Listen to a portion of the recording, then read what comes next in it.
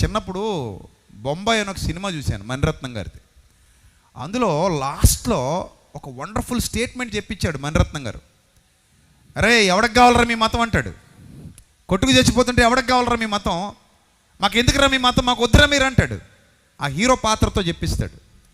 దాని మీద ఎన్ని వివాదాలు వచ్చినా ఆ లాస్ట్ పాయింట్ ఏదైతే ఉందో అది 100% కరెక్ట్. నరుక్కునేటప్పుడు రక్తం గారుతున్నప్పుడు ఎవడికి కావాలరా మీ మతం, నాకు చేయి తెగిపోయింది, పక్కోడికి చేయి తెగిపోయింది, నా కళ్ళ ముందు నా కొడుకు అంగహీనుడిగా కాళ్ళు తెగిపోయి ఉంటే నాకు అవసరమా నీ మతం, నాకు అవసరమా నీ మతం, నాకు వద్దది. నా కొడుకు కాళ్ళతో నడుస్తూ నా కళ్ళ ముందు పరిగెత్తే స్థితిలో ఉండాలి. మత కల్లోలాల్లో నా కొడుకు కాళ్ళు బాగూడదు, బాంబుల దాడిలో నా కొడుకు చేతులు బాగూడదు, నా కూతురు చేతులు బాగూడదు. ఒక తండ్రిగా ఒక తల్లిగా నేను దాన్ని తట్టుకొని బతకలేను. అప్పుడు నాకు నీ మతం వద్దు, నాకు మానవత్వమే కావాలి, నీలో దైవత్వం కావాలి. ఆ జ్ఞానానికి నువ్వు ఎప్పుడైతే ఎక్కుతావో, ఎదిగి వెళ్ళిపోతావో, that is real realization, that is real realization. So అలాంటి స్థితి కావాలి. సో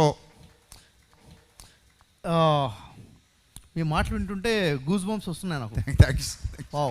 అది ఒక రకం ఆవేశం వస్తుంది సార్. ఇంకా చాలా కంట్రోల్ చేసుకుంటున్నాను, చాలా కంట్రోల్ చేసుకుంటున్నాను సార్ నేను. అది ఒక రకం బాధ వస్తుంది నాకు చాలా హ్యాపీగా ఉంది సార్ ఇక్కడికి వచ్చి.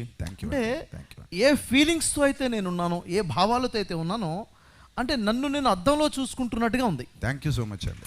అద్దంలో చూసుకుంటుంది అంటే అంటే నిజంగా మీలాంటి వారు సమాజానికి చాలా అవసరం. థ్యాంక్ యూ సార్, చాలా అవసరం.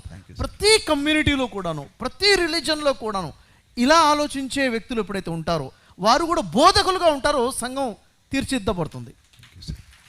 హ్యాట్స్ ఆఫ్ యూ అండి, చాలా హ్యాపీగా ఉంది. క్రైస్తవ సమాజంలో అయినా, ముస్లిం సమాజంలో అయినా, హిందూ సమాజంలో అయినా ఎవరైతే బోధకులుగా ఉన్నారో, టీచర్స్గా ఉన్నారో, పండితులుగా ఉన్నారో, వారి మీద డబల్ రెస్పాన్సిబిలిటీ ఉంది. ఎందుకంటే వారు నడుస్తూ నడిపించాల్సిన బాధ్యత ఉంది. సామాన్య ప్రజలు ఏది చెప్తే అది వింటున్నారు, బోధకులు చెప్పేదే వింటున్నారు. అరే అవును కదా, ఇప్పుడు ఉదాహరణకి గ్రంథం చదవరు, గ్రంథం చదివారు కదా బోధకులు అని చెప్పేసి వింటున్నారు వారు చెప్పింది. కానీ ఎప్పుడైతే వారు మిస్గైడ్ చేస్తున్నారో సమాజం మిస్గైడ్ చేయబడుతుంది. దయచేసి చేతులెత్తి దండం పెట్టి ప్రతి ఒక్క బోధకుడికి, ప్రతి ఒక్క ఆలింకి, ప్రతి ఇమాంకి, ప్రతి పండితుడికి నేను చెప్తున్నా ఏంటంటే, మీరు మాట్లాడేటప్పుడు జాగ్రత్తగా మాట్లాడండి, బోధించేటప్పుడు జాగ్రత్తగా బోధించండి. ఎందుకంటే మీ ప్రతి బోధ కూడా రాయబడుతుంది, పైవాడు చూస్తున్నాడు.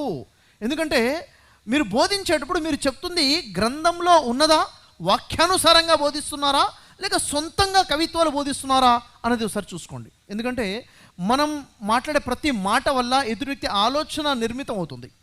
ఎదురు వ్యక్తి పాజిటివ్గా మాడుతున్నాడా, నెగిటివ్గా మాడుతున్నాడా, రెస్పాన్సిబిలిటీ ఎవరిది? ఇంట్లో ఉన్న పెద్ద నాన్నదైతే ఆ సంఘ పెద్దది కూడా ఉంటుంది. కాబట్టి దయచేసి మంచిగా బోధించండి, ప్రేమను పంచండి. మతము అంటే విడగొట్టేదిగా ఉండకూడదు, మతం అంటే ప్రేమించేదిగా, ప్రేమను పంచేదిగా ఉండాలి, కలిపే విధంగా ఉండాలి, ఐక్యత తీసుకొచ్చే విధంగా ఉండాలి. కాబట్టి ఇక్కడ ఉన్న ప్రతి ఒక్క వ్యక్తి, లైవ్ ద్వారా వీక్షిస్తున్న ప్రతి ఒక్క వ్యక్తి కూడా బాధ్యత ఏంటంటే, ప్రతి వ్యక్తి కూడా ఒక ఇండియన్గా, ఒక భారతీయుడిగా తన తోటి భారతీయుడిని ప్రేమించుకుంటూ, మంచిని పంచుకుంటూ ముందుకెళ్ళాల్సిన అవసరం ఉంది. మరి విజయప్రసాద్ రెడ్డి గారు ఎంత అద్భుతమైన కార్యం చేసినందుకు ప్రభువులకు ప్రభువు, ఆ సర్వేశ్వరుడు, ఆ భగవంతుడు, ఆ సృష్టికర్త వారిని చాలా గొప్పగా దీవించాలని చెప్పేసి వారిని, వారి కుటుంబ సభ్యుల్ని చాలా ఉన్నత స్థాయికి, ఉన్నతమైన గౌరవాన్ని, ఆర్థికంగా, ఆరోగ్యపరంగా, సామాజికంగా ఉన్నత స్థాయిలో వారు నిలబెట్టాలని మనస్ఫూర్తిగా నేను కోరుకున్నాను. ఇక్కడ నుండి ప్రతి ఒక్క వ్యక్తి కూడాను ఒక రెస్పాన్సిబుల్ పర్సన్గా ఉండాలని. ఎందుకంటే ఒక స్టూడెంట్ రెస్పాన్సిబిలిటీగా ఉండాలి, ఒక వైఫ్ బాధ్యతాయుతంగా ఉండాలి, ఒక హస్బెండ్ రెస్పాన్సిబిలిటీగా ఉండాలి. ప్రతి వ్యక్తి తన బాధ్యతను నెరవేర్చుకుంటూ వెళ్తే దేశం ముందుకెళ్తుంది. కాబట్టి అందరం కలిసి దేశం కోసం నిలబడదాము. ప్రపంచ దేశాలకి ఆధ్యాత్మిక ఆదర్శ దేశంగా భారతదేశాన్ని చూపించాలంటే కేవలము ఐక్యత ద్వారానే సాధ్యమవుతుంది.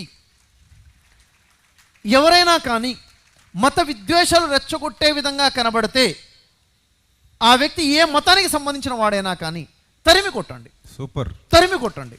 ఎందుకంటే నా దేశాన్ని విచ్ఛిన్నం చేసే ఎవడు కూడా నాకొద్దు, నిజమైన భారతీయుడు కాడు, నిజమైన భారతీయుడు కాడు.